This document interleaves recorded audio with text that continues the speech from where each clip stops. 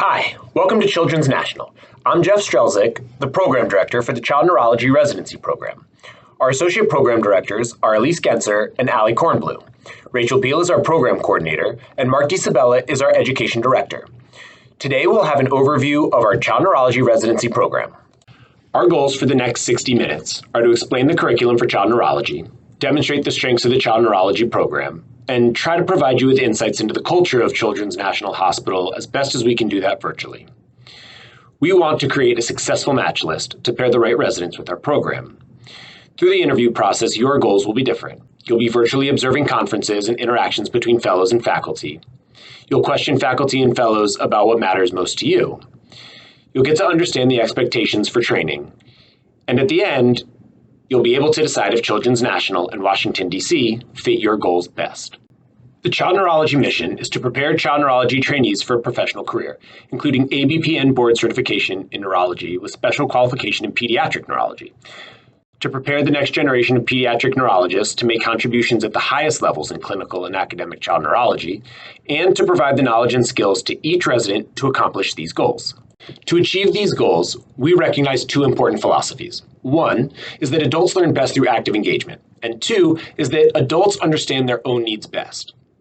We believe experiential clinical learning, which occurs through exposure and personal responsibility to a diverse and large patient population, is the active engagement that truly leads to deep learning. We also know that fellows need to be actively engaged in program development, participating in curriculum changes, QI, educational decision, and mentorship, since they're the ones who know our services best and know how our program functions day to day, hour to hour, minute to minute. Because of that, we have a fellows meeting where they meet with program leadership twice a month. And in those meetings, they have the opportunity to give unfiltered feedback to let us know what's going well or what we need to change to really optimize the learning environment. Because we're constantly getting feedback, good training programs like ours need to be adaptable and fluid and undergoing constant change. We realize that the program that we have now is not the same as the program that you will see when you get here in 3 years. And the reason for that is because we're always making changes to meet the needs of the trainees and adapting to the changes that are happening in our hospital. When we make changes like that, we also realize we need to assess them to prove that the change is meaningful to as many stakeholders as possible. Finally, we recognize that our role, myself, Dr. Kornblue, Dr. Genser, is to provide the resources necessary to achieve your goals, to support you in your educational and professional needs, and to provide you with leadership and guidance to obtain your career goals. Ultimately, our program is here to help our fellows achieve what their goals are, not to achieve particular goals that we have preset for you. The path from pediatrician to neurologist starts with 2 years of pediatrics at Children's National. During your third year, which is mostly adult neurology, you'll spend time at Georgetown Hospital, GW Hospital, the VA Medical Center, and Washington Hospital Center, all which are within a few miles of each other. Finally, you'll come back to Children's National for 2 years of child neurology. Our department sees 25,000 neurology patients per year, and that's divided between our 53 neurology providers. Our hospital has 323 beds, of which 25 are dedicated to neurology. We have 17 EEG beds, 60 PICU beds, and 72 NICU beds. This will be our first year of recruiting 5 categorical positions, 4 of which will be our typical categorical spots, and 1 is going to be a basic neuroscience research pathway, which is 1 year of pediatrics, 3 years of neurology, and 1 year of dedicated research. So this is an overview of the child neurology curriculum. You'll spend most of your PGY3 time in the adult neurology world with 11 blocks of clinical adult neurology. That's 6 blocks of inpatient, 3 blocks of outpatient, and 2 blocks of elective. You'll also come back to Children's to do a block of buddy wards and buddy ICU, where you have a more senior fellow on with you to show you the ropes. The next time that you come back for your block of child neurology, you will run the show on your own on the ward service, and then you'll have a buddy night float service that you'll cover as well.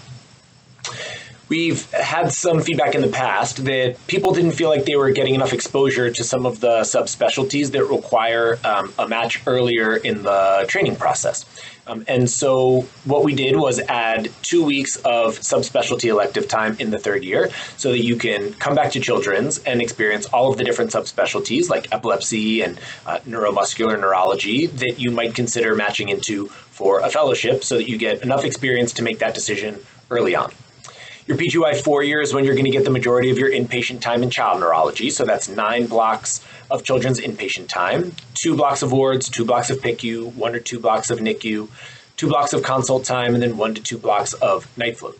You'll also have 4 blocks of children's outpatient or elective time. So 3.5 of those blocks will be electives of your choice. That could be neuroradiology, it could be EEG, it could be research or outpatient clinics. Really anything that suits your training and your needs would be an acceptable option for an elective.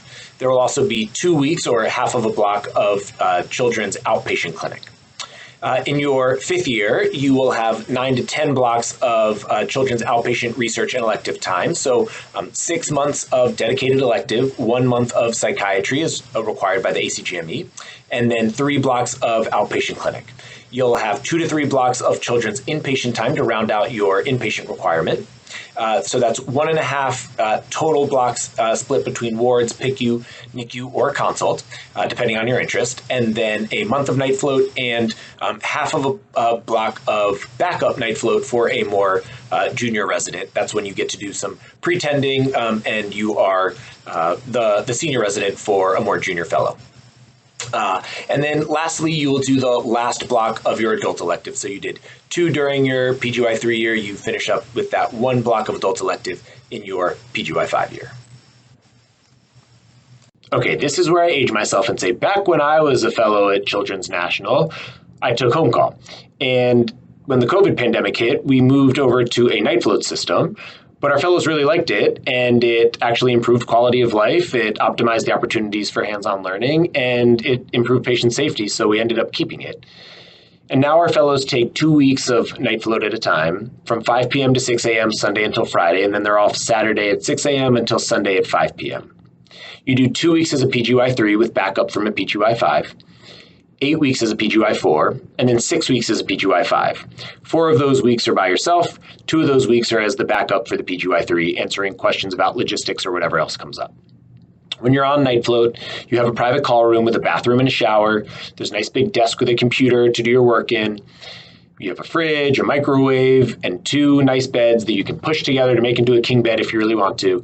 And we even put pillow toppers on top of the mattress to make it nice and comfy. Overnight, when you're on night float, you only need to see strokes, spinal cord emergencies, and neuromuscular emergencies in person. We carried that over from the time of home call because we wanted to make sure that our fellows weren't getting called in to see every single patient that came into the ER. But that doesn't mean that you can't see other patients. There's plenty of opportunities to learn from patients in the ER, and if there's something interesting, then you're really encouraged to go and see that. Or if there's something that's confusing or doesn't really make sense, like you get a story from the emergency department that just doesn't really track, and you feel like, I think I should go and see this patient myself and get my own history and do a little bit of my own exam, then you're more than welcome to do that, and that's encouraged. But in terms of requirements, we didn't want to have a slippery slope where we're getting called in to see everything, so the requirements are stroke, spinal cord emergencies, and neuromuscular emergencies. This slide is just to be totally transparent and clear about what people are doing each year. And every year, the ACGME requires us to submit a block diagram of what our fellows are doing. This isn't in any particular order. You would never do, a ward service in adult neurology for 8 months in a row, but it just gives you a sense of how much you're doing of each thing throughout the year. So this is year 1. Year 2. And this is year 3. You'll see on the bottom that there are some electives listed for each of these slides for different electives that you could do each year. It's not an exhaustive list, and of course, any elective that you want to do that will add to your education is open to you, but these are just some ideas of what you might do each year. I can't say enough positive things about the pediatrics residency program. And you'll have a chance to interview with them and they'll tell you all the details about their program, but I want to highlight a few things. One is that the training that you get in pediatrics here is absolutely second to none. It is a world-class training institution that trains some of the best pediatricians that I've met. people who graduate from this program and go out to the community and send us referrals, I'm always impressed by how excellent they are. The second is just the quality of their leadership. They have a mentorship program that starts on day one of your first year. And they match you up with someone, and I happen to be matched up with Aisha Barber, who now is the program director for the residency program. And I can tell you from firsthand experience that she truly is invested in your education, invested in your wellness, and really wants to see you succeed. She's just a wonderful person and such a great leader and program director. Another is that the pediatrics residency is unionized, and so they're able to negotiate for more competitive pay, excellent vacation, excellent benefits, and lots of retreats where you get to go and spend time with your co-fellows, having fun and doing residency and non-residency related things. Another is that the population that you get to see here is so diverse. You see the bread and butter, you see the zebras, and in your 2 years of pediatrics, you'll see as much as most people see in 3 years, and you'll certainly be prepared for the pediatric boards if that's something that you're interested in. The ACGME mandates that you have increasing levels of responsibility and exposure to your field of choice, and the ABPN does so as well. And so we make sure that you have 1 month of neurology in your PGY 1 year as an intern, and then in your PGY 2 year as the senior fellow. And this gives you an opportunity not only to be connected to our service, but sort of reinvigorate those roots and interest in neurology that are back there in your PGY 1 and 2 year that are just sort of like waiting to come out. And it's a great way to stay involved and also get that gradual increase in responsibility within the field of neurology that's required. They also have something called the REACH program, which I think is excellent. It is the Research Education Advocacy Child Health Program. And the purpose is to provide a half a day a week in your second year that is dedicated to research. And it can be research or advocacy related. It could be QI related. And oftentimes you're paired up with a mentor within neurology, but you don't have to be. You can pick a project of your own, whatever it might be. And it's a good opportunity to either complete a project in your second year or start a project that you can then take longitudinally into your PGY 3, 4, and 5 years and continue to work on all through training. So it's a really great program. Again, you'll hear more about the pediatrics residency program when you're interviewing with them. This goes over some of the details of your adult neurology training time in your PGY 3 and 5 years. You'll spend time at Georgetown MedStar inpatient for about 2 to 4 blocks. That's a 590-bed hospital with about 20 staff neurologists, 21 adult neurology residents. And their services include a stroke service, an epilepsy service with an EMU, EEG, and outpatient epilepsy service, and also their ward service. Then there's Washington Hospital Center, which is just across the street from Children's National. You do 1 to 2 blocks there in a 900-bed hospital, seeing either consults or on their epilepsy service. Then you'll spend time at Georgetown MedStar outpatient. That's about 2 blocks. And there's a number of different outpatient experiences that you can have and different outpatient clinics that you can join. This is just a few of them: movement disorders, epilepsy, MS and neuroimmunology, neuro-ophthalmology, headache, neuromuscular, and the NIH stroke service. Then there's George Washington University Hospital, which you will spend about 2 blocks of your time in, inpatient. This is a 371-bed hospital with about 20 faculty and 10 adult neurology residents, and you'll rotate between their stroke and epilepsy services. Then the GW University Hospital outpatient block is just 1 block, and you can choose from a number of different outpatient subspecialty clinics, including stroke, epilepsy, headache, and neuromuscular clinics. You spend time at the VA hospital, which has 480 beds. That's about 1 or 2 blocks there with about 10 staff neurologists. And then you'll have adult elective time, which is about 1 or 2 blocks. You have 2 weeks where you come back to do the child neurology outpatient subspecialty elective, which we started to help with career development. You also have your children's continuity clinic, which is a half a day per week, starting in your PGY 3 year, going all the way through your 5th year. And then your call structure is that you have 9 blocks of call with the outpatient services in your PGY 3 year. You have the blocks of night float that we've talked about before during your PGY 3 year back at Children's, and then you come back for some of the weekends to do call here as well. All of the other call outside of those 9 blocks is at Children's. This is an overview of your PGY 4 year. This is really the year that you get to hone your inpatient child neurology skills. You'll see the bread and butter and all the zebras and everything in between. And of course, by the end of this year, you'll be able to treat things like new onset seizures basically in your sleep. So the year consists of 9 blocks of inpatient child neurology, and that's split between our ward service, PICU service, a NICU service, a consult service, and a night flow service. Each of these services has a separate dedicated attending so that you can get the one-on-one time and teaching with an attending that you deserve in each of those blocks. You'll also have 4 blocks of outpatient clinical child neurology and elective time. That'll be about 2 weeks of outpatient rotation where you're in clinic, seeing your own patients and staffing with an attending.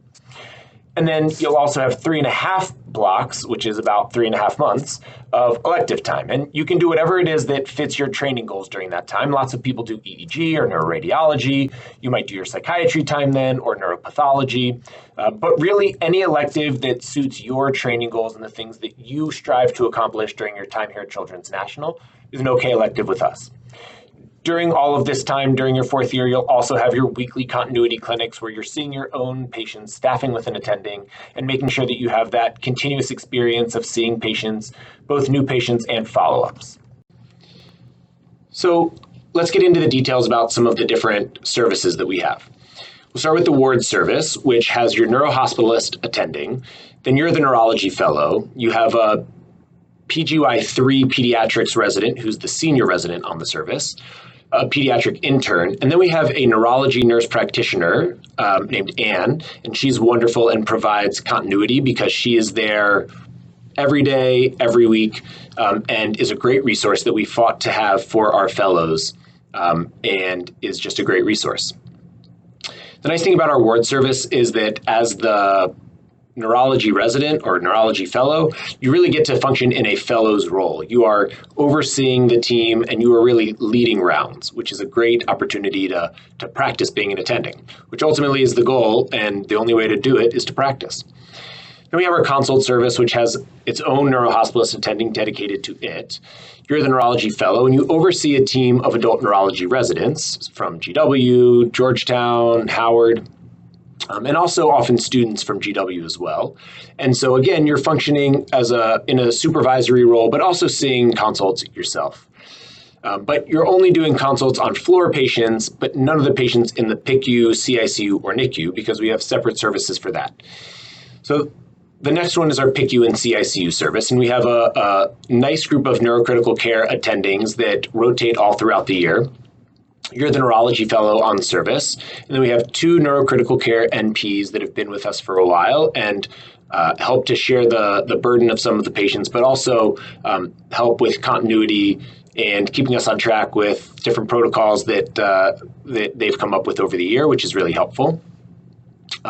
You actually round with the PICU team. So every morning it is a joint rounds with the neurology critical care service and the PICU team, which is the surgical and neuro team within the PICU. So you round together with them and you get a chance to talk again as the fellow on the service about your recommendations each day, do a little bit of teaching in the PICU as well, which is great. And you also get exposure to the CICU, where we have our neurocritical care nurse practitioners who take the bulk of the patients in the CICU and staff that with the neurocritical care attending, but our fellows get a chance to go with them over to the CICU and learn. They can take on some patients if they want, but it is really a great learning opportunity that is not afforded everywhere. Next is our NICU service. We have one of the best NICUs in the country, and we have a dedicated neonatal neurology attending group of, now it's somewhere in the range of 4 to 5 different neonatal neurologists who are all excellent. There's also oftentimes a neonatal neurology fellow, and also now the neurology fellow would round with them. Sometimes there are months where the neonatal neurology fellow is on without the neurology fellow there, and we try to stagger things a little bit so that there's not too much overlap. And then you're communicating with the residents on the NICU team about your recommendations for that day. When you're on the NICU service, you're also encouraged to go to our maternal fetal medicine consults or prenatal neurology consults in the afternoons. On your night float service, you're covering all the patients from wards, PICU, CICU, and NICU. You're also covering any of the consult patients that are on other services. You have your neurology attendings from each of those services that are available to you if you have questions about things during the day. And the ward attending sort of answers questions about any new patient that comes in overnight into the ER, whether they get admitted or not. And there's a graduated level of responsibility where early on in your PGY 3 year and early in the PGY 4 year, there are some required check-ins that are needed with the overnight attending. But as you progress through your 4th year and into your 5th year, those check-ins become optional. And we encourage you to be as independent as you can be or as you'd like to be, while still knowing that anytime that you need your attending, they're available to you and will answer the phone on the first, if not second ring. So that is how our night float is structured with all of those different attendings covering overnight. We talked a little bit about what the things that are required to see in person are, but again, it's stroke, neuromuscular emergencies, and spinal cord emergencies. And then we have our outpatient service, where you are doing new patient visits on Monday, Tuesday, and Wednesday, and then you have your continuity clinics in the afternoon. And then you still have the opportunity to see some subspecialty outpatient clinics or go to a general child neurology clinic with another one of our general child neurology attendings, but you're paired up with a neurology attending who you're staffing those patients with both in the morning and in the afternoon. Okay, so your PGY 5 year. This is a year that's important for making sure that you've completed all of your ACGME requirements and that you're ready to graduate. So there will be some things that you're doing to complete those requirements, but a lot of other time that you can spend rounding out your training in a way that makes sense for you, whether that's with research time or other types of electives that you haven't had time to get to. This is a great year for all of those things. So that's going to be 9 to 10 blocks of elective or research and outpatient time. So 6 blocks of electives, 1 block of psychiatry, which is required by the ACGME for graduation, and then 3 blocks in the outpatient clinic. You'll have 2 to 3 blocks of inpatient clinical child neurology, with 1.5 blocks spent either on the wards in the NICU, PICU, or as the consult senior. And really, it's whichever one of those makes sense for your training and your interests.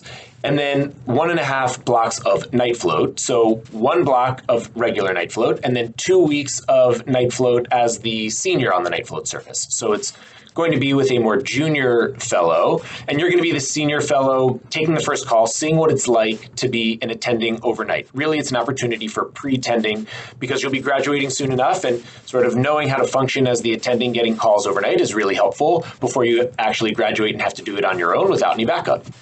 You'll also do your last block of adult elective clinic time. And remember, you'll have done 2 blocks in your 3rd year, and now you'll have 1 last block in your 5th year, and that finishes out your ACGME requirement for your adult elective time. You'll also continue to do your continuity clinic weekly throughout the entirety of the year. I think this is a good time also to mention all of the cool people that come to Children's.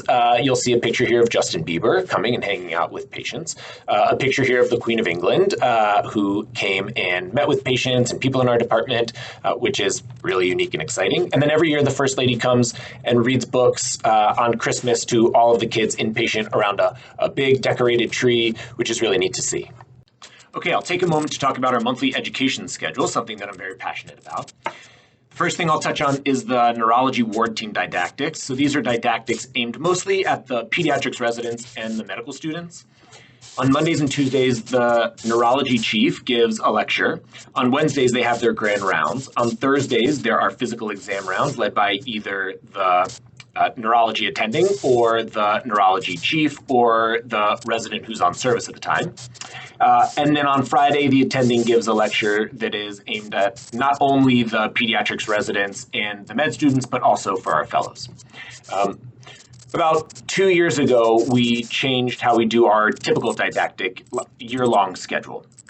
So it used to be that we had didactics every day of the week at noon. So Monday, Tuesday, Wednesday, Thursday, and Friday, we had 1 hour of didactics. And what we found was that the residents really didn't have the opportunity to lock in and focus on those. They were sort of still busy thinking about their wards or their service time or what was going on inpatient or getting other things done. So they really didn't have the opportunity to focus. And even though we tried to troubleshoot that a few different ways, we just found that the dedicated learning that we were hoping for just wasn't really happening. So instead, we transitioned to a once a week half day education day. And in doing that, what we have them do is at noon, they sign out to their attending, and the attending actually covers the service for them. They're not expected to sign back in at the end of the day or sign out the patients. They are done for the day at noon, and they are able to just focus in on the didactics. And this is for our PGY 3s through 5s. And it's required and in person, unless there's some extenuating circumstance. But they are required to be at these in person. And one of the things that we found with this is that it actually helps with the camaraderie and a lot of the wellness that people felt like they weren't getting when they were split up among other places, especially our PGY3s who are at the adult hospitals for so much of the year. So it's a great time for everyone to sort of come together and be back in person, which has been really great. And they have reported that they are very, very happy with our half-day lecture schedule and never want to go back, which is great. This year, we have started some theme days so that we can get a little bit more creative with the types of sessions that we're doing. So doing more sims or incorporating our localization with the theme of the day, our neuroanatomy lectures, our board review, having them be on theme, which is kind of more interesting and exciting and really allows for a cohesive day of education around a central theme or central topic. The last thing that I'll mention is that we have once a week a half day that's a formal education day. So this is a day that has a formal intake, which is our formal case presentation, and then a clinical neuroscience grand rounds where we have invited speakers come and speak to our department, and then either a journal club or an M&M session to round out the day. This is a pretty comprehensive list of our subspecialty outpatient clinics, most of which are at the main hospital downtown. You can see a lot of these are multidisciplinary clinics, which is a great way to provide care for our complex patients. I'll focus a little bit on the concussion clinic just because that's one that I've been very involved in. It was a pet project that I started about 2 years ago along with our neuropsychology colleagues to make it a truly multidisciplinary clinic. And the way it works is after getting triaged by specialty nurses, they come to the clinic for a 4-hour block and they see neuropsychology for neurocognitive testing, neurology, behavioral pain medicine. They also see a physical therapist, and we have an athletic trainer now that is available as well. And this is all at the new Fight for Children Sports Medicine Complex, which is a beautiful complex that has a gym and a motion capture lab. And so patients get multidisciplinary care, seeing all of these specialists all in this 4-hour block. We all then come together and come up with a comprehensive plan and present that to the patient at the end. And it's just a great way for patients to simplify their care while still getting all of the care that they need from different specialties. These multidisciplinary clinics and other subspecialty outpatient clinics are all available for rotations for all of our fellows throughout their 3 years. Every Thursday, we have a meeting with our fellows. The associate program director, and all the fellows come together and talk about what's going on in the program. And the fellows suggest ways that their education or wellness might be improved with changes that could be made to the program. And we take those suggestions and use QI methodology to try to achieve those goals. And you can see that there are a few different things that we've done to that end.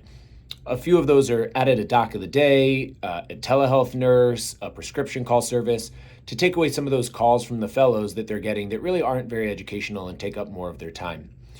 We've also added an outpatient infusion center so that the patients who are coming in just for an infusion don't have to have an H&P and a discharge summary, which may not be as educational as some of the other patients that they're seeing on the ward service. We also have added an independent consult service attending so that the wards attending can focus on the wards, the consult attending can focus on the consults, and they can educate each of those teams independently and really put their whole focus to improve both the educational experience and the patient care that we see on those services. And then lastly, we have started a new initiative that we're calling our social groups, where we take a PGY 1, 2, 3, 4, and 5 from each year. We pair them up with volunteer attendings and advanced practice providers who wanted to be a part of this initiative so that they can go out and have fun and everybody can get together and be a part of our group. We want to make sure that from day one, everybody feels like they know the people, they're a part of our program, and they're not in a completely separate program, either in their pediatric years or in their adult year. So far, it's been going really well. We recognize that behind any great trainee is a great mentor, and that's why we take our mentorship program at Children's National very seriously. You are paired on day one with a mentor, and that mentor is someone who's meant to advise you on anything regarding research or clinical interests, or even how to work your way towards a fellowship if that's something that you're interested in. The advisor is set on day one, although that may change over time depending on how your interests evolve. And so we will check in with you regularly to make sure that you're still paired up with the person that's right for you, that it's a good fit, and that you're having regular meetings with them. You'll also have quarterly meetings with Dr. Guyard, Dr. Hara, and Dr. Kusa, who help to remove barriers from projects that you may run into.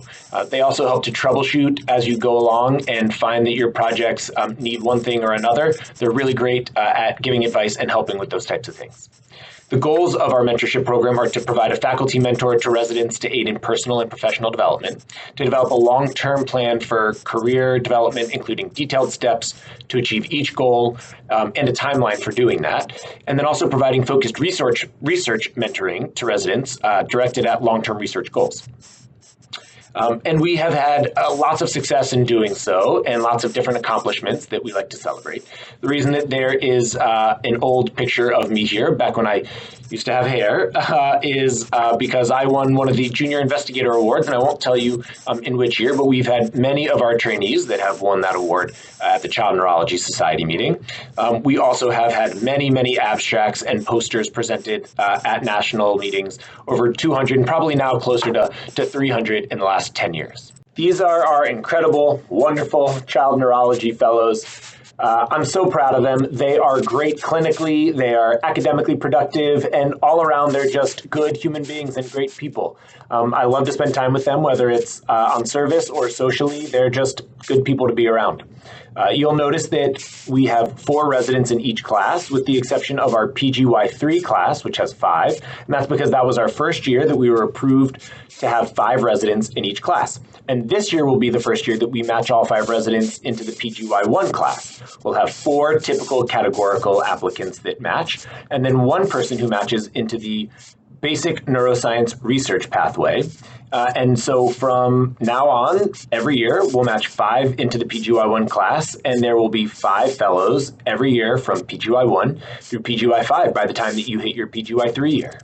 Many of the fellows who train here choose to remain here after they graduate and work as attendings. And this is just a picture of all of our attendings who trained here and stuck around. It's from about the last 20 years, I would say, but most of them are much more recent than that. You can see starting in sort of that second row, there's a picture of me there. That was back in 2018, and so everyone after that are attendings that have stuck around who trained after 2018. So we do like to keep our own, but I think it's more of a testament to the program and our department as a whole, and how people come here and feel like they enjoy the company, the people, that they enjoy the department in general, and they don't want to leave when they graduate. And we're mindful to make sure that we're not just all people who have graduated from Children's National that are populating our faculty. We do have a nice diverse group from all different places, but it is nice to see that people who train here want to stick around because they enjoyed it so much. We're proud to say that we were ranked number 5 nationally among child neurology programs in the country by U.S. News and World Report, and that we've been in the top 5 since the last 6 years, and since 2015, we have been in the top 10. But more important than that, and what we're really more proud of, is the way that we serve our patients and the way that we serve our communities. We are a safety net hospital that takes care of anyone who walks in the door. And so while we do have an international program that serves people all over the world, we really take pride in how we care for the people in our area, in our communities. And we do a really great job of that. We offer over 100 clinical trials that provide services and treatments to patients that they otherwise wouldn't be able to get. We are able to diagnose patients initially with epilepsy, but with a level 4 epilepsy program can take them all the way to surgery if that's what's needed. And we offer a variety of different types of epilepsy surgery. Our comprehensive programs and our multidisciplinary programs serve our local communities in ways that we are more proud of than any ranking that we could possibly get. I think it's important to understand the structure of any program in any department. You'll see that Dr. Wells is our Vice President of Neurosciences, who took over the position about 2 years ago from Dr. Packer, who formed the department in 1989. He now is the director of the Brain Tumor Institute and is thriving in that role today. Dr. Guyard is our chief of neurology, and then we have two associate chiefs, one associate chief for epilepsy, which is Dr. John Schreiber, and then the associate chief of operations, which is Mark DiSabella, who got into that role after he left the position of program director, which I then filled after him. Among the group of directors, there is the program director, which is me, the outpatient director, which is Mark DeFazio, and then our inpatient director, which is Dr. Juma Mabwana.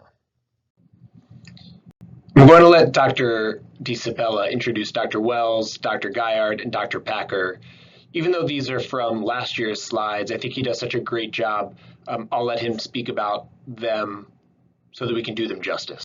As I mentioned, Dr. Wells was promoted to the vice president for the Center of Neurosciences and Behavioral Medicine this year, and it was very, very well deserved. I had the honor of briefly serving as her program director in her final year or two of training.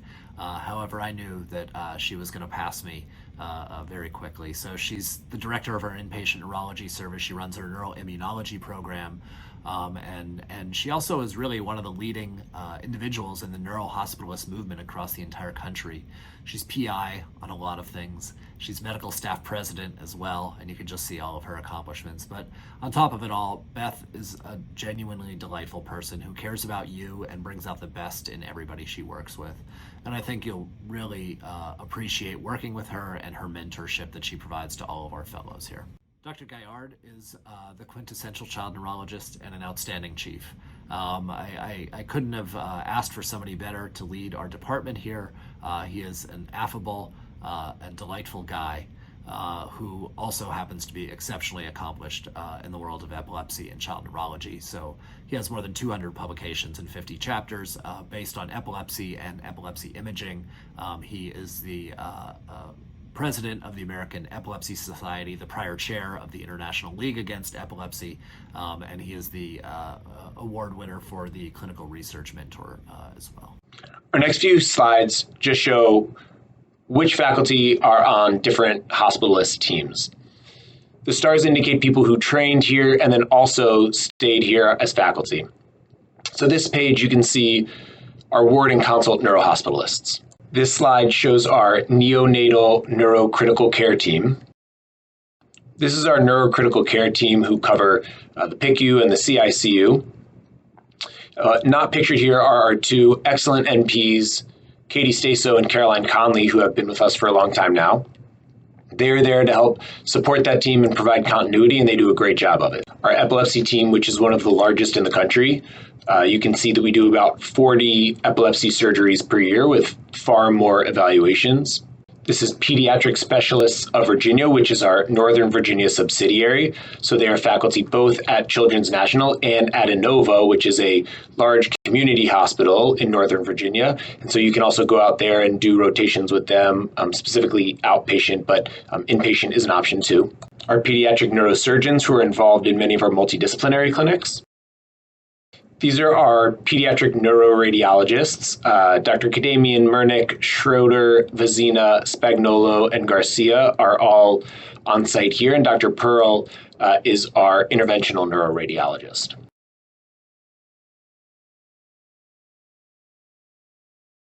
We have a number of ACGME-approved subspecialty fellowships here as well, including an epilepsy fellowship, a prenatal neurology fellowship, a fetology fellowship, and neuro-oncology fellowship. While we've always been strong in research, now is a great time to come to Children's National, specifically for research. There's been some recent changes, especially this Children's Research and Residency program that is sponsored by Dr. Vittorio Gallo and Dr. Stephen Teach, that's designed specifically to get you involved in research. We're also the 7th highest in NIH funding among freestanding children's hospitals, and we have a very large annual research budget. Research support in the child neurology department starts at the top with mentorship by our division leadership. So Dr. William Guyard is our division chief of neurology, and he is a strong proponent of all of our research efforts, both within the department and within the training program as well. Dr. Sinan Ternagiolu, who is our division chief of neurodevelopmental pediatrics and neurogenetics, is similarly supportive and a strong proponent of those efforts. Specific support that is offered in the child neurology department, first and foremost, is the basic neuroscience research track. It's worth pointing out that the funding for this track is coming directly from the budget from our chief academic officer. He is very new to our program or to the Children's National Hospital, but he's immediately throwing his weight behind these kinds of efforts, and he is directly taking money from his pockets to support the child neurology basic neuroscience research track.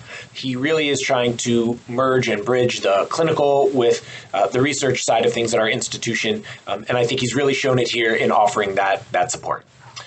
We also have our quarterly research updates and then our neuroscience grand rounds presentations to expose us to more people who are involved in research endeavors and who we can collaborate with.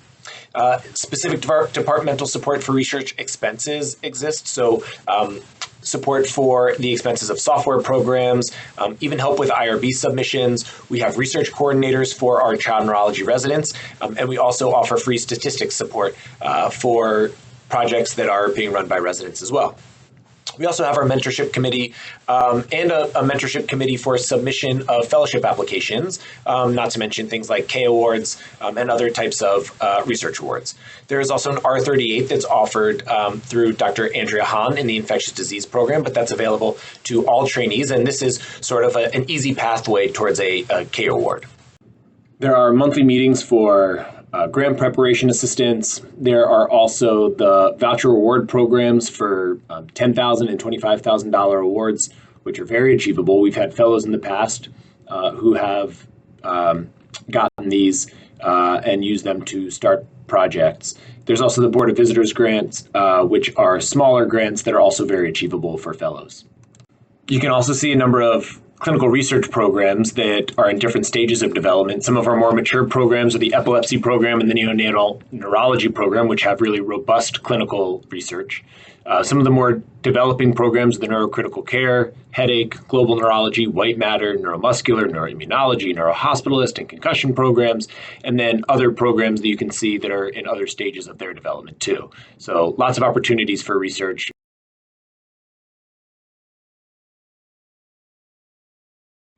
The Master Teacher Leadership Training Program is really an incredible offering from Children's National. It's provided to faculty who have completed their training and that are interested in further education about how to teach and also to further their leadership skills.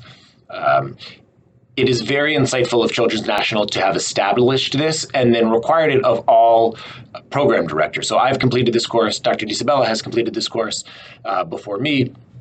And it provides an opportunity and a pathway for a master's in education with classes on adult learning theory, how adults learn best, also about how to design a curriculum, how to assess a curriculum, how to assess learners in general. And then there's also courses on doing qualitative research, classes on how to work in groups and teams and how to organize teams, and then lastly, how to lead organizations. So it's been an invaluable resource for me. It absolutely changed the way that I thought about education and teaching and really shaped who I am as an educator to this point, and is a great option for anyone who is interested in more formal education on how to teach. We were lucky to have two of our faculty members who have a strong research and clinical presence in sub-Saharan Africa, including Dr. Doug Postles in Blantyre, Malawi, and Dr. Tess Vaizeleka in Ethiopia. Both of them are offering supervised pediatric neurology rotations in Africa to any Children's National residents, whether it's a pediatrics resident who's on a general pediatrics track or a child neurology resident. They are happy to host for a month and have you go and see patients in the hospital there and also get involved in any of the many research projects that they are working on. There is a travel grant that's sponsored by our Global Health Initiative that covers the costs of it. And if you are there for a month, there will be enough data and enough experience for you to create your own abstract or even your own publication by the time you leave. And so if you are somebody who is interested in global health or advocacy, this is a really incredible opportunity, and it is one of the real strengths of our program. Over 25 years ago, Children's National started Brainy Camps, which has now become Camp Accomplish, and has grown over time to include more and more camps, including a camp for epilepsy, cerebral palsy, Tourette syndrome, autism spectrum disorder, Down syndrome, neurofibromatosis, hydrocephalus, spina bifida, neuromuscular disorders, and many, many others. And actually, it's grown so much that we now own a camp. The hospital purchased a camp that is dedicated to Camp Accomplish. And it continues to grow, which is a really incredible thing to see. And our fellows have the opportunity to go and volunteer for a week or more. And when you go, you're the camp doc. So you are divvying out meds. You are there for emergencies and bumps and bruises, giving out Band-Aids if you need them. And you're having fun too, but it's still a decent amount of work while you're there. But ultimately, it's a very humbling experience. You get to see what parents go through on a day-to-day basis with their kids, whether they're, sitting at the poolside with a kid who has a history of recurrent status epilepticus, or having to give medications or 2 or 3 medications each 2 or 3 times a day. So understanding the reality behind our patients when they're not in the hospital or when they're not in our office can not only be humbling and offer perspective, but also help us to empathize with our patients. Okay, enough about the program. Let's talk about DC. I think it's really important to consider where you're living when you're talking about choosing a residency program. And it may not come naturally to make decisions that way, but I know when I was deciding where to go for residency, I was coming from a place where there really wasn't much going on. And I felt like even though I knew I was going to be busy during residency, I wanted to know that when I wasn't busy, there would be things going on and something for me to do. And DC has delivered in every way on that promise. It really makes a difference if you're happy where you live when you have that amount of time finally out of the hospital and you want to do something and you do something that really is gratifying or satisfying or makes you feel like, yeah, this is what I want to be doing in my free time. So, of course, there's lots to do and lots to see. A few pictures here of the Capitol in the top left. And obviously, there's lots of advocacy to be involved in, but marches and demonstrations and other things are constantly happening here. The top right is Adams Morgan, which was cool and then became not cool and then is cool again, which happens to a few of our neighborhoods over time. Then the 930 Club is in the bottom left, which is a really small venue on U Street that hosts some really incredible acts that go on to become huge, giant stars, and you get to sort of see them first at the 930 Club. They've now opened up a new venue called the Anthem, which is on the wharf and just an intimate but much bigger venue that is just incredible and a great place to see shows. And then, of course, there's more cultured things like the Kennedy Center and the Symphony Orchestra. Although I will say I saw the National Symphony Orchestra once perform with Hanson and once perform Jurassic Park while I watched the movie Jurassic Park at Wolf Trap, which is one of the outdoor theaters in this area. So you don't have to be that cultured to see the orchestra or the symphony. All right, some more fun things about DC. We'll go through some of these pictures here. On the top left, you see the Smithsonian's. There's so many free museums that you can go to, which is an incredible thing, especially if you have kids. It is a great way to spend time on a day where you're not spending any money, and during residency, we all know how important that can be. The next picture over is one of our many circles. DC is built on a grid, but it's interrupted by a bunch of these circles that some ways make traffic easier and in some ways make traffic more difficult. But people like to hang out in those circles, whether it's by the fountain or in the grass. These are good places to hang and people watch. To the right of that, fireworks. July 4th fireworks are impeccable in DC. When you go up on one of the rooftops, I like to say DC is good for two things, rooftops and brunches. And the rooftops, if you go on July 4th onto one of your friends or your own apartment building's rooftop, and you look out, you can see all of the fireworks happening all over the city and even in the distance, which is really, really cool. So some great celebrations there. To the left of that, you see the Washington Monument. Of course, below that is the Jefferson Memorial. There are tons of memorials and monuments to visit. It makes it feel really special when you're just driving to work and you drive by one of these and realize, oh yeah, that's right, I am in the nation's capital. I almost forgot, because it becomes such a second nature thing. To the left is Navy Yard and the Wharf, and that's a cool new area where the young people live, and there's lots to do there right by the water, which is really nice, and by the baseball stadium too for the Washington Nationals. I'm a Braves fan, so I only go there when the Braves are in town. Below that is Chinatown. Incredible food, also where the Washington Wizards play, and the Capitals if you're a hockey fan. So lots of events going on in Chinatown, and lots of good food there too. And then to the right, all the way, is the Kennedy Center. The Kennedy Center has been completely redone, but they offer such amazing things there, both off-Broadway shows, which I've seen a bunch of those recently, but also random concerts that are free. So I saw John Legend perform there when I was a resident as a free concert, and I just happened to get tickets and go, and free John Legend concert, and it was, as you can imagine, amazing. Even though DC is a big city, it feels like a much smaller city because it's broken up into all of these unique neighborhoods.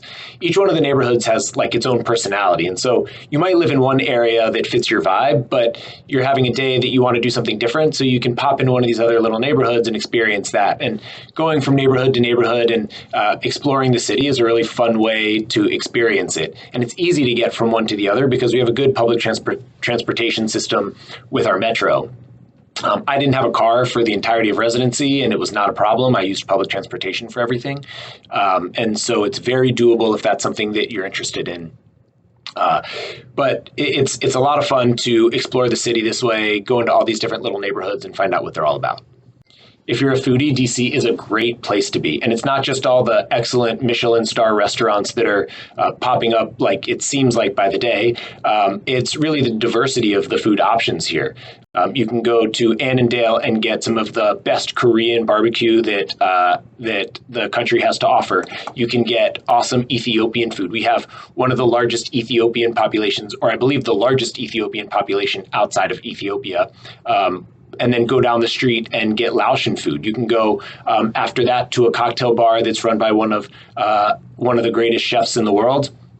And then late at night, you can go to Ben's Chili Bowl, where the Obamas went. That was their first place that they went when they got to DC, for what's called a half smoke, which is like half hot dog, half sausage covered in chili. So if you're a vegetarian, you probably won't go there. But a great place to go later at night, certainly. And it's excellent. It's something that you have to try if you come to DC. And then I have to mention brunch. DC is really excels at brunch. I'd say it's one of the strongest things that DC does. So many brunch spots and options. Le Diplomat is one of the more famous ones that you may have heard of. You'll see the occasional celebrity there every once in a while. If you've ever heard of Michael Wilbon or Tony Kornheiser, they've been known to frequent Le Diplomat. So there are tons of options, from like high end to holes in the wall that are just stellar, from restaurants that make your favorite type of food to places that you've never heard of their food before. Especially we have the embassies all here in DC, and so lots of different cultures are represented in the restaurants that are here. So a great place for a foodie to come and explore the city and try to keep up with all the new restaurants that pop up. DC is always recognized as one of the best cities in the U.S., one of the coolest cities on the Forbes list, and one of the most active cities on other lists. Silver Spring, my neighborhood, was just ranked the #1 place to live in the country for raising a family. So it doesn't really get much better than that. Sports fan like me, DC is a great place to be. There's an NHL team, there is an MLB team, there is an NFL team, we have an MLS team, an NBA team, a WNBA team, and even in the area, another NFL team and another MLB team. So lots of different sports around the area. I personally am from Atlanta, and so I root for all the Atlanta sports. And so Atlanta always comes up and plays the Nationals. So I go to a lot of Nationals games, and they're lots of fun. The Hawks always come up and play the Wizards, and those games are a lot of fun. So even if you don't like DC teams, you can go to their games and watch your team play them and probably beat them because they're not that good. If you come for residency in DC, you can visit all of the Smithsonian museums for free, thanks to the donations that you've made in the form of your tax dollars. I'm partial to the Air and Space Museum, also love the Natural History Museum that opened up a renovated dinosaur exhibit recently. Some of the art galleries I love are the Hirshhorn Museum and then the Renwick Gallery, which often has very Instagrammable exhibits. So lots of fun places to go. All of them are just top-notch museums thanks to your donations, and you can go and see them for free. The DMV, or DC, Maryland, Virginia area is known for its public schooling system. Maryland is always ranked in the top states in the country for public schools. Montgomery County, Maryland has the best public high schools in the country for college acceptance. Every public school in Fairfax County, Virginia makes the top list, and DC public schools are certainly on the rise and getting better and better every year. DC is in a great spot for day trips. There are the Virginia wineries not too far away, about an hour and 15 minutes, and there's some pretty good wine down there. If you go up to Baltimore, that can take 45 minutes or 4 hours, depending on what time you leave. Philadelphia, same, like 2 to 2.5 hours, depending on what time you leave, but much faster if you take the train. Annapolis, you can go there for crabs, be on the water, get on a boat if you want to within about 45 minutes or so. Ocean City, Maryland's about 2.5 to 3 hours away, and Assateague Island is out there where they have wild horses running around, which is a really cool thing to see. New York City is about 4 hours away or so, faster on the train also. And then the Shenandoah Valley with mountains and caves, which is really cool to go to if you're into hiking and outdoors. I'd like to briefly bring up the policy made by the child neurology professors in child neurology and other national organizations about virtual interviews. And so due to ethical concerns in creating disparities between programs during the pandemic and negative impacts created through power differentials, these organizations and national organizations have made the following statements. Please do not record interviews, both applicants and programs, and do not provide food, gift cards for food, or distribute gifts or swag to applicants. I actually think that this is a really important point. We want your decision for where you come for residency to be based on what you think of our program, not to be swayed by anything that is superficial to that.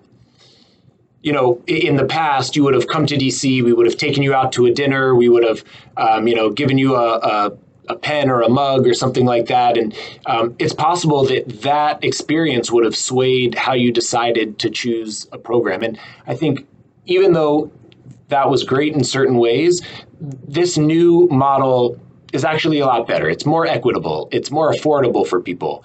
From a financial standpoint, it makes more sense for you. It eliminates a lot of the bias inherent into the application process that used to go into it that now has somewhat been eliminated. So I think that while there are certain downsides to this, like you don't really get to be here with us and see us interact with each other, we try our best to give you a sense of things. And, I promise you DC is great. If you came here, you'd go out to a great dinner. But I don't want you to make your decision wholly based on the kind of event that we took you to or the kind of time that you had while you were here with our program. Because we want you to be thoughtful and see, is this really the right fit for you? Is this program what you are looking for and what's best for you and your goals? And so for that reason, I'm sorry that we're not going to send you a T-shirt or a mug or anything like that, but we really want you to make the most informed and unbiased decision that you can for yourself. Similarly, the ACGME and NRMP have very specific rules for post-interview communication. And what those rules are intended for is to make sure that we as the program are not manipulating you into changing your rank list based on something other than what you think is the best fit. And at the same time, not giving us the opportunity to do that. And part of that is, if you think about it as a program, if we communicate certain things with you, that might impact the way that you choose to rank a program, and I want you to make the most honest rank list possible, meaning that I want you to rank the programs that you see as the best fit the highest. And we are going to do the same thing. When it's time at the end of the interview season to make our rank list, we'll sit down with our faculty and our fellows and determine who do we think is going to be the best fit for our program. And when we do that, I wouldn't want to be influenced by you emailing and saying how you plan to rank us, and I wouldn't want you to be impacted by something that we have said or telling you what we think about how the interview went or where we plan to rank you. So if you email us, understand that we will not respond with anything about how the interview day went or where we plan to rank you. And that's not because of some reflection of how we feel about you or your interview, but it is our policy that we want to give you the best opportunity to truly match at the place that's right for you. And if we're honest with our rank list and you are honest with your rank list, then the match works the best that way. And I feel really, really strongly about that. So if you have legitimate questions and you email me, I am happy to answer those questions. Or if it's a question for somebody else that you need me to send off so that they can answer, I'm also happy to do that. But beyond that, I really ask that you not send any other communication trying to communicate where we place on your rank list or anything like that. And I want you to expect that if you do send us anything, that we will answer but not give any sort of response as to where we plan to rank you. So as we come to the end of this, I think one of the things that makes our program unique is that we are a program of constant improvement. We're busy, but it's a balanced program. And we're not going to lie to you and say that you're not going to see a lot of patients, because we said in the beginning, the way that you learn, the way that you get deep learning is through that experiential learning, that you go through something that when you come out on the other side, you are not the same person as when you started. You have a new appreciation. You have a new understanding of what it means to be a child neurologist. And through all of that experience, you will learn more than you can ever imagine that you will have learned. But because we're busy, we are constantly trying to improve ways to make it so that you can be focused on that learning and not just being busy for the sake of being busy. That's why we add NPs to our services. That's why we have telehealth nurses to take care of prescription refills when people are calling in the middle of the night. That's why we've made all of these QI-based changes that have proven to improve the ability for fellows to focus on education while weeding out the things that are not educational. I think that one of the things that sets us apart is our team-based culture, the way that we rely on each other to provide good patient care, to do good research and QI projects, and just help each other out when needed. Our night float and outpatient rotations in the last few years have really helped to improve the educational opportunities and work-life balance. And we've added additional fellows to make that even better. We have a very diverse faculty that are dedicated to providing both formal mentorship and education in the moment, which I think is the best way to learn. There is a multitude of subspecialty clinics with multidisciplinary approaches that you can't find everywhere. We're going to engage you in the decisions that affect you in future classes so that you will be invested in the program and you will feel like you have some control over how things are going and what changes are being made so that it can benefit you in the long run. We have a focus on wellness and quality improvement and education that underlies everything that we do. And we live in a city that is an environmentally conscious, diverse, cultured place with easy access to the rest of the East Coast and the world. You can spend weekends in any major city, the Outer Banks, Ocean City, or just stick around and do something fun in DC like a museum. There's so much to do, and it's such a great city. So if you've made it this far and you like what you've seen and heard in this presentation, and then you come to your interview day and you like what you see and hear from everybody there, then you should highly consider coming to Children's National. It is a top program in the country for training. We have a large, diverse patient population and a faculty that mirrors the diversity of our city, both in terms of background, interests, subspecialization. We have every opportunity for clinical, educational, and research excellence. We have one of the best clinically and academically successful epilepsy programs in the country, and we have separate services for your neurohospitalist ward service, your neurocritical care, neonatal critical care, consult service, with attendings who are dedicated to those specific areas so that they can give you the best possible training when you're on service. Not to mention the independence that you get from our night float service, while you still have the opportunity to interact and staff things one-on-one with our attending, but also in your 5th year to do some pre-tending and see what it's like to really be an attending with some backup before you have to go out and do it on your own. We are devoted to your education through patient care. We have a focus on quality improvement and our teaching, including our dedicated board review, our high board pass rates, and our focus on making the didactic curriculum as successful as it possibly can be. We have a focus on resident wellness and the balance between work and life. We recognize that everybody wants to enjoy this wonderful city that they moved to, and we try to make it so that you can have good work-life balance. Our program leadership will advocate for you every step of the way, whether that's for your education, on service, or even through research endeavors. You will have advocates from me to the leadership of the neurology department. And just generally, it's a great place to live and to work. We have a culturally rich city that has not only diversity, but availability and accessibility to the rest of the world. It's a great place to live, a great hub for travel, and I highly, highly recommend being here. If you have questions, please feel free to reach out to me or to our program coordinator or our associate program directors. We're all happy to answer questions as they come along. And please save the trees. You do not need to write us a thank you card. We appreciate it anyway. You can find us on social media, Facebook, Twitter, or Instagram. Our Instagram is run by our fellows, so you can see what they post day to day, and also they do some spotlights on faculty and fellows. You can also find our LinkedIn and our website as well for more information.